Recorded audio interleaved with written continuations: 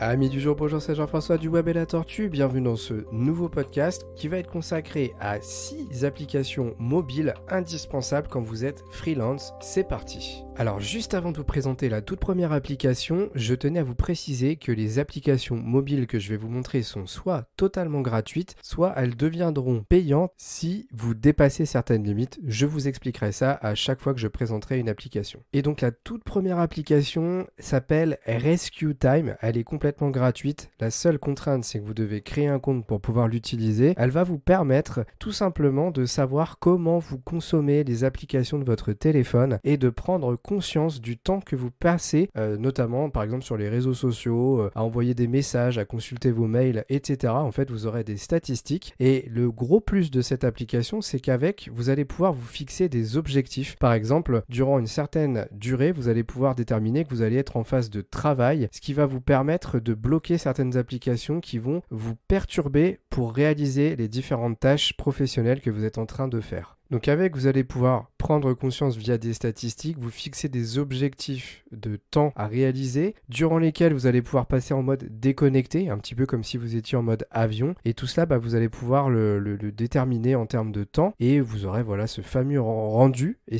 statistique, pardon. Mais petit bémol à tout cela, c'est que malheureusement l'application actuellement est en anglais. Alors j'ai pas trouvé le moyen de la traduire, hein. Si vous trouvez un moyen, n'hésitez pas à me le dire. Mais en tout cas, moi je n'ai pas trouvé, donc c'est la petite contrainte, c'est qu'il faut être un petit peu anglophone pour pouvoir l'utiliser dans de bonnes conditions. On passe dans une catégorie qui va réunir 3 applications qui sont liées à votre organisation de travail. La première, il y a de fortes chances que vous la connaissiez parce qu'elle explose actuellement. C'est le principal concurrent de Trello. Elle s'appelle Notion, cette application. Elle va vous permettre d'organiser toute une série de tâches et carrément de les organiser en système de projet ultra complète. D'ailleurs, elle est presque trop complète puisque au départ, en fait, on part de zéro et ça va être à nous, via les petits tutos de l'application, de organiser complètement notre espace de travail comme on en a envie et comme on a envie de gérer notre projet. Et bien sûr, c'est une application collaborative, c'est-à-dire que vous allez pouvoir inviter d'autres personnes de votre équipe ou de vos partenaires à utiliser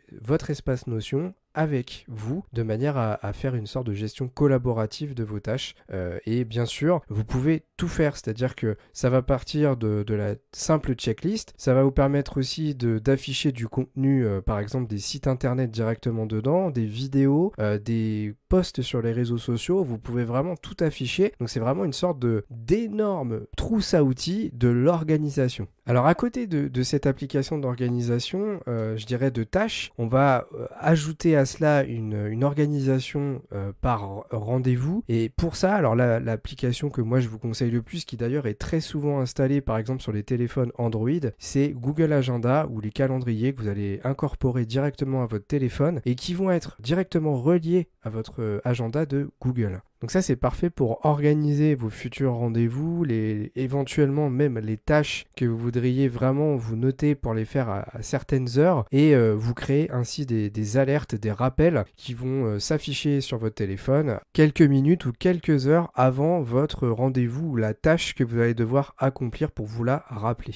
Et enfin, en termes d'organisation, l'application de prise de rendez-vous que moi je vais vous conseiller, qui va être Calendly. En fait, c'est une application qui va s'utiliser à la fois sur votre smartphone, mais également sur un navigateur, sur Internet. De cette manière, vous allez permettre à vos prospects ou clients ou les personnes qui veulent avoir des renseignements sur votre entreprise et donc avoir un rendez-vous avec vous, eh bien de réserver leur rendez-vous directement sur l'interface de Calendly. C'est super pratique, vous allez checker les créneaux horaires pour lesquels vous êtes disponible. Par exemple, si vous êtes disponible pour des rendez-vous que entre 16h et 18h à telle date, eh bien vous allez dédier ce créneau à Calendly, et si une personne arrive sur votre Calendly, donc votre calendrier de prise de rendez-vous, et qu'elle voit que ce créneau est disponible, eh bien elle va pouvoir le réserver. Donc bien entendu que chaque créneau, c'est vous qui déterminez la durée. Par exemple, si pour vous les rendez-vous c'est pas plus de 30 minutes, eh bien la personne ne pourra réserver que 30 minutes de rendez-vous avec vous, et tout cela ce sera synchronisé avec votre application. Et le gros avantage, c'est qu'à chaque prise de rendez-vous, vous aurez une alerte, une notification qui vous permettra de savoir qu'on a pris rendez-vous avec vous, et tout cela, ça peut être directement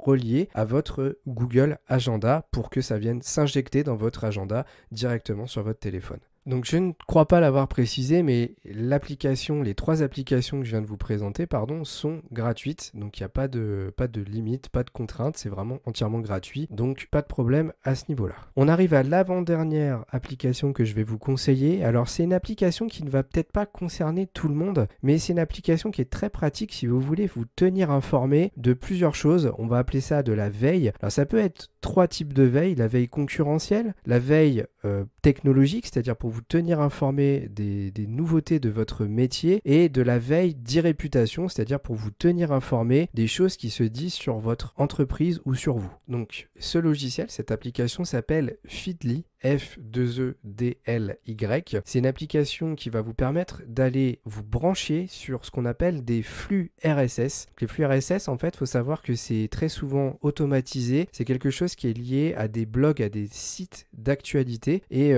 Feedly va être capable de se brancher sur ces flux RSS. C'est-à-dire que, par exemple, si vous voulez vous brancher sur le site du journal Le Monde, eh bien, vous allez taper Le Monde sur Feedly. Feedly va aller vérifier s'il y a des flux RSS dessus. S'il n'en trouve pas, il vous le dira, donc vous ne pourrez pas vous brancher dessus. Si en revanche il en trouve, il va vous le montrer, et vous allez dire je m'abonne, tout simplement, comme si vous abonniez par exemple à une chaîne YouTube, et Feedly va se synchroniser du coup avec l'actualité et vous la réafficher de manière centralisée sur l'application, ce qui fait que si vous vous branchez sur, je dirais, 10 flux RSS différents, plutôt que d'aller sur 10 sites internet, par exemple le journal Le Monde, le journal L'Équipe, le journal Le Parisien, tout ce qui est lié au numérique avec le blog du modérateur et tout, eh bien vous aurez accès à toute cette information directement d'un seul espace, sans avoir à aller voir 50 sites internet différents justement, et cela vous allez pouvoir le réappliquer aux 3 types de veille dont je vous ai parlé. Donc par exemple, vous allez pouvoir essayer d'aller capter les flux RSS de vos concurrents pour la veille concurrentielle, vous allez pouvoir aller capter les flux RSS technologiques de veille technologique pour vous tenir informé de l'actualité de votre métier, et enfin aller vous brancher sur les flux RSS un petit peu divers et variés pour surveiller ce qui se dit directement par rapport à votre marque ou à vous en tant que gérant de votre entreprise. Alors 2 petits bémols sur l'application. La première, c'est que l'application est en anglais, malheureusement, parce que c'est un outil qui normalement est plutôt dédié aux community managers, donc c'est plutôt des professionnels de l'actualité. Et deuxième contrainte, c'est que c'est une version qui est gratuite, mais qui a une limitation. Mais cette limitation est largement permissive, puisqu'elle vous permet d'aller vous brancher sur jusqu'à 100 flux RSS et de répartir ces flux RSS dans 3 dossiers différents. Donc autrement dit, si je reprends mon exemple, vous allez pouvoir créer 3 dossiers: veille technologique, veille concurrentielle et veille e-réputation, et aller brancher 100 flux RSS et les répartir dans 3 de ces dossiers.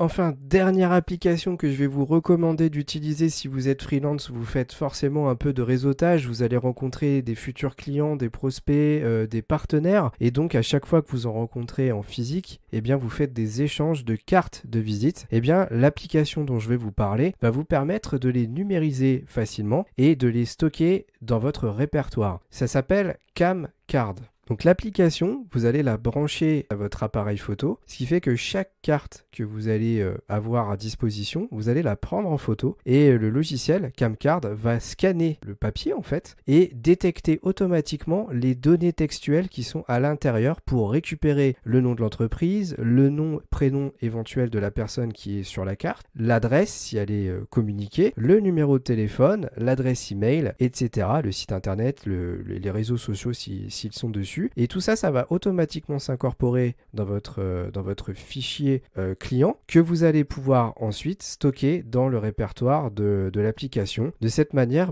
même si vous vous retrouvez avec 150 cartes de visite papier, que vous les posez un peu n'importe où et que vous les perdez, il n'y aura plus de danger, puisqu'elles seront précieusement stockées directement sur votre téléphone, et en plus de cela, directement incorporé au répertoire téléphonique. Et là, vous évitez énormément de pertes, et surtout de la perte de temps, dans le sens où vous allez revoir quelqu'un, vous allez dire tiens, j'ai peut-être quelqu'un qui pourrait t'intéresser, attends, je vais rechercher dans mes cartes de visite, puis là vous allez mettre 1 heure à les retrouver, voire pas les retrouver du tout. Là, avec cette application, plus de danger. C'est vraiment la petite pépite. Je l'ai découvert assez récemment pour être honnête avec vous. Et moi, je peux plus m'en passer. C'est vraiment phénoménal. Voilà, ces 6 applications indispensables pour moi, pour les freelances. J'espère qu'elles vous auront plu, que vous en aurez découvertes certaines, voire la totalité. Ce serait super cool pour moi. J'espère que ça vous a plu. Merci de votre écoute. N'oubliez pas, si possible, de mettre 5 étoiles sur les plateformes d'écoute car ça aide notre chaîne à se développer, à venir nous voir sur les réseaux sociaux et également à vous abonner sur les réseaux sociaux